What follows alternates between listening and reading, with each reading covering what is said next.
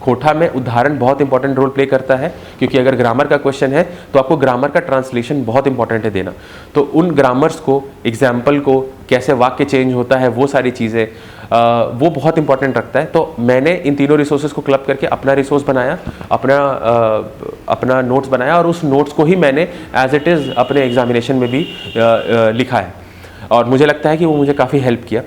आसान होता है खोटा समझना, क्योंकि वैसे भी मैं धनबाद से आता हूँ, तो वहाँ का लोकल लैंग्वेज ही खोटा है, तो मुझे आसानी हुई थी समझने में। आपके ऊपर है, आप कोई भी लैंग्वेज चूज़ कर सकते हैं, बस वो चूज़ करें जिसमें आप सबसे ज़्यादा नंबर स्कोर कर सकते हो।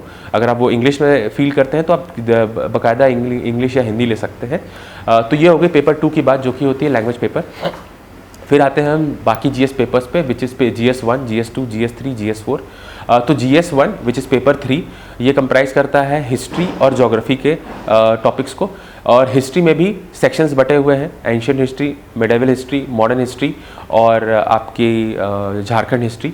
तो इनके बुक लिस्ट की अगर मैं बात करूं तो आप एंशियंट और मिडिवल हिस्ट्री के लिए NCERTs यूज़ कर सकते हैं, और मैंने भी वही यूज़ किया। आप सिर्फ और सिर्फ उन्हीं टॉपिक्स से स्टिक करें जो आपके सिलेबस में मेंशन है, उसके अलावा आपको कहीं भी हे वायर जाने की ज़रूरत नहीं है।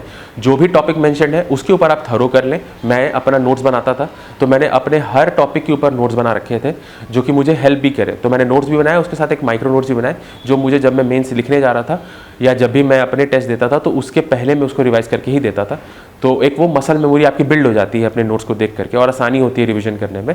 तो इसमें भी वही है। पेपर 1 में आप देखोगे, जो पेपर 3 है हिस्ट्री के, तो एंशियंट और मिडिवल के लिए NCERTs, मॉडर्न हिस्ट्री के लिए राजीव अहिर सर की बुक बहुत ज़्यादा कॉम्प्रिहेंसिव है आपको। उसके अलावा मुझे तो कोई ऐसा इशू नहीं हुई। झारखंड के लिए मनीष रंजन सर की एक बुक आती है।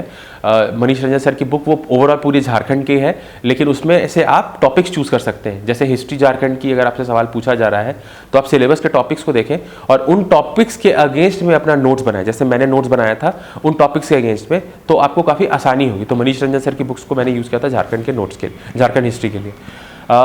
इसमें भी वही है, 200 मार्क्स का क्वेश्चन होता है, 40 ऑब्जेक्टिव और 160 का long answer type, 4 question attempt करने होते हैं। अटेम्प्ट आप वही करें जो आपको सबसे ज़्यादा, जिसमें आप कॉन्फिडेंट हो।